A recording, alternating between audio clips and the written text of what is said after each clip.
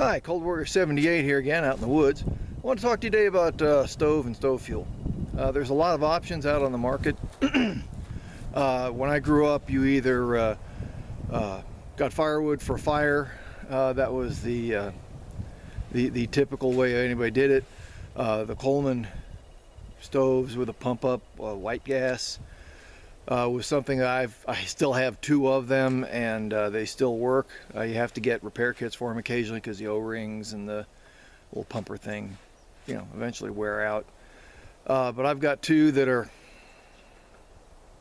I don't know, let's see, the newest one dates from probably 1992, the older one way back into the 70s, and they still work. However, white gas has a number of issues attached to it, not the least of which is spillage. Obviously it's very flammable, that's why they use it. And it's not as easily available as it used to be. It used to be every hardware store, every big box store, Walmart, whatever, carried Coleman fuel. It's not that way anymore. So recently I've been looking at alternatives. Let me show you what I've come up with. Behind me is the stove system I've been using. You can't really see that. There we go. Okay, so that's a Coleman stove. This was originally the ubiquitous red tank with the pump on it. This adapter is marketed by Mr. Heater. They make those propane heaters that you see on construction sites and hunting blinds and stuff like that. And it's designed to change over the tank system to a propane system. And it was only like 10 bucks, 12 bucks. So I gave it a shot when we came out here for camping this winter. Now come on over this way. And over here you'll see 2 kinds of propane tanks. These are the Coleman brand. They're wider at the bottom. They've got a nice flat base. Some of them even have this little plastic thing on them. These are fairly new, in my perspective, containers for fuel. And they did this because they have a lot of stoves that just screw to the top of this, and you need a wider base for stability. Now the older style tanks that I grew up with, these are a hardware store version. They still have the same amount of propane that the Colemans do, but they're designed for torches, soldering torches and those kind of things.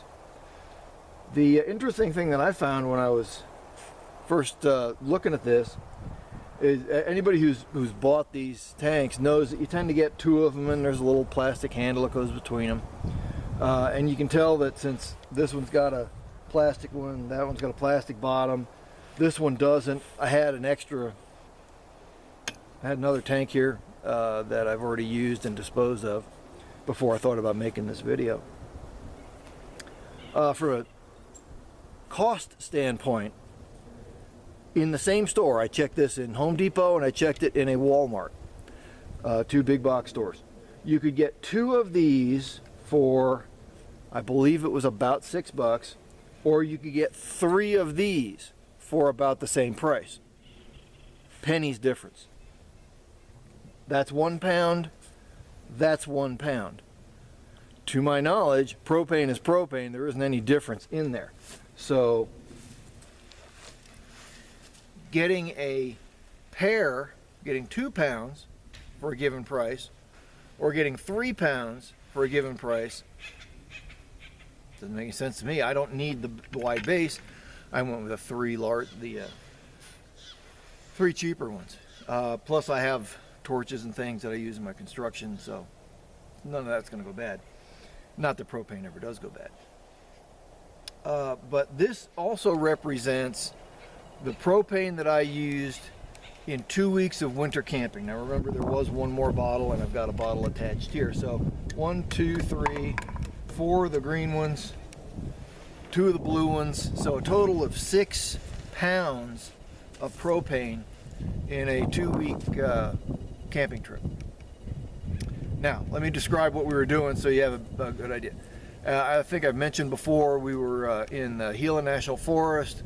We were over in Tonto, Coronado National Forest here in Arizona, and then up to the Grand Canyon, and then outside of Las Vegas where we ended up. Every night was below freezing. When we were in the Gila, I think it topped out at 35 degrees one day. It was a little bit warmer down in Tonto, but not terribly so. We wound up cooking ramen or something similar for breakfast every morning for 2 guys.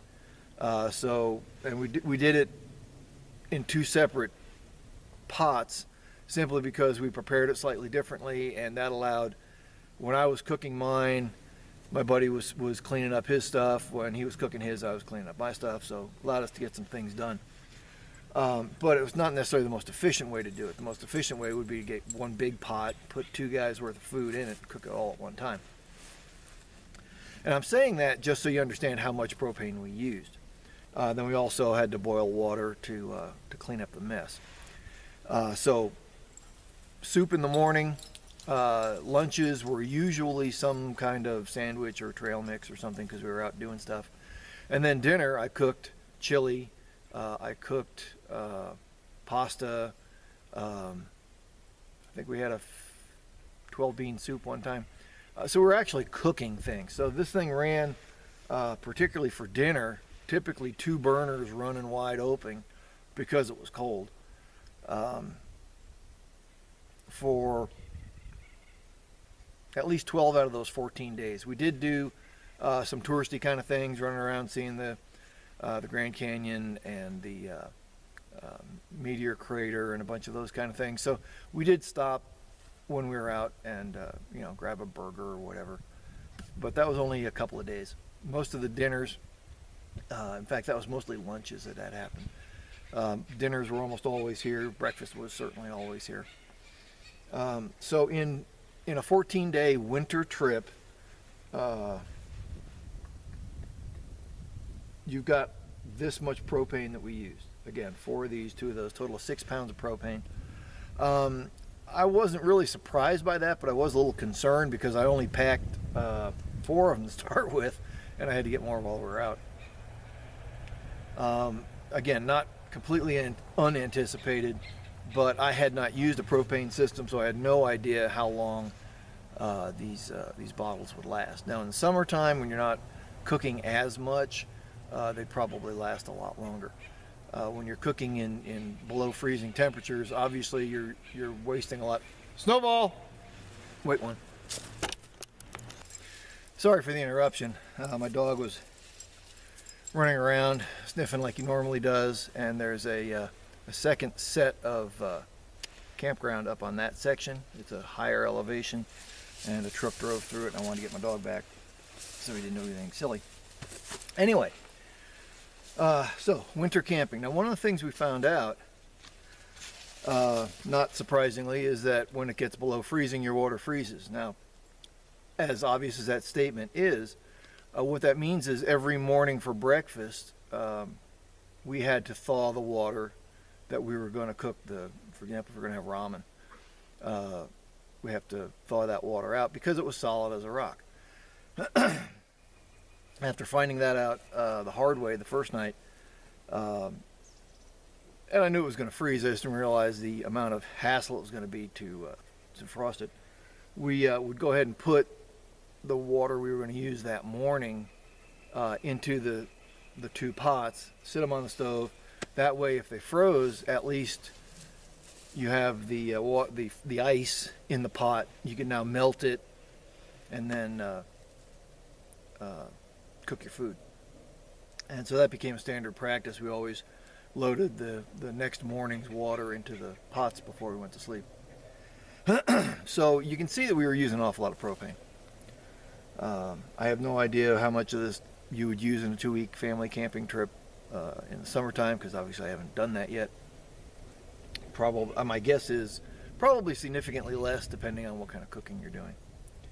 I also mentioned this is one of the older stoves. It's not designed as a propane stove, so the control on this end for the second burner is not as exact as a propane stove would be, but it works. And again, I got no problem using old stuff as long as it still works. So if you have one of the old Coleman stoves and you are tired of dealing with white gas, propane is an option, and they make a very inexpensive converter so that you can use your old stove. Now, on an aside, camping or readiness related, since I live in an area where we've been getting, it doesn't flood my house, but it floods the area fairly regularly. Heavy storms in the summertime knock down trees, power goes out on a regular basis. It's, you know, you live in the country, that kind of thing happens. It's not a big deal. Some people may live in you know, earthquake zones or tornado zones. God bless you, I wouldn't live there myself, but I guess somebody has to. But regardless, there are natural disasters wherever you live. A propane stove is a really, really handy survival tool for those kind of disasters, because if the power goes out, I just did an informal study around my area, and something like 80% of the houses in town are all electric. If the power goes out, you got no way to cook. Now out in the county out where we are, where folks are more propane oriented, I guess, we've got a big tank of propane. That's what runs our heaters. But if you don't have a way to cook, you don't have a way to cook. That causes a number of problems. You can't heat water to wash your hands. You can't do any of the things that you would normally do. So a propane stove gives you the backup if you have an all-electric house. And particularly those of you who live in trailers, double wides and things like that, they're almost always all electric. And I know in our area a lot of trailers are being put in on country pieces of property. You need to have something like this as a backup. They're cheap. Propane lasts, to my knowledge, virtually forever. Talked to the propane guys, and a couple of them being, you know, disaster preparedness minded themselves, got 20-pound tanks of propane that have been full for 10 or 15 years, and they expect it to be as good as the day they filled it. So from a readiness standpoint, it never hurts to have a propane stove and a couple of tanks. Again, these are, I don't know that this is the most efficient way to do this. My guess is one of those big 20-pound tanks, and then the hose that attaches to this would probably be, monetarily at least, more efficient in the long run. But for readiness, 2 or 3 tanks of this will get you through an emergency in a level of normal a whole lot closer to where it ought to be, rather than being in a disaster mode. And certainly for camping, this is easy. This is really easy. So anyway, just wanted to let you see that. The big takeaway for me was how much propane I used in a 2-week period. You know, that 8 bottles is not, you know, you either bring them all with you or you can find someplace to go get them. Luckily, every Walmart, Home Depot, Lowe's, I think every big box store carries some version of camping propane, so it's not that hard to find. Certainly hardware stores and stuff like that also have them. So this is Cold Warrior 78 saying, get back out in the woods and go ahead and cook. See you later.